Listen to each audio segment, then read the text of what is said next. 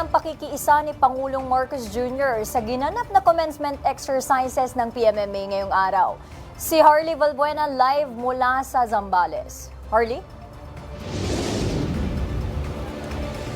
Mga kasama, nagbubunyi ang mga kadete mula sa Philippine Merchant Marine Academy dahil matapos ang 4 na taong pag-aaral at mahirap na pagsasanay. Ngayon ay abot kamay na nila ang tagumpay.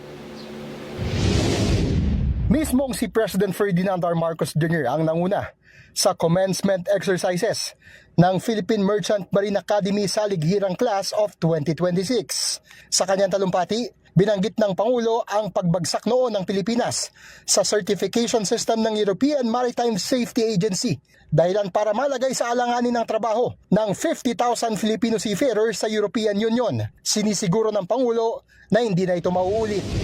We strengthened maritime education and training, improved certification systems, upgraded facilities and equipment, and worked closely with our international partners to ensure that Philippine standards continue to meet global expectations.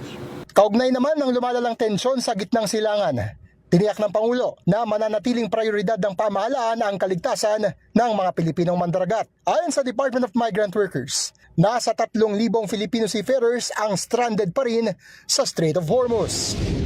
In this difficult situation, your safety and welfare remains our priority. Your government will always be within reach, ready to help. Kabuang 327 kadete ang nagtapos, kasama ang 21 iba pa mula sa graduate school. Sila ay magsisilbi sa Philippine Navy Reserve Force, Philippine Coast Guard at iba pang maritime organizations. Hinirang na valedictorian si Midshipman First Class Mark Owen Trilles na tumanggap ng Presidential Sabre Award at Philippine Coast Guard Sabre Award. Ayon kay Trilles, 3 beses siyang sumubok bago tuluyang makapasok sa PMMA at ilang beses na rin niyang naisipang sumuko, ngunit nanatili siyang matibay para sa kanyang pangarap. Failure is not the end of our journey.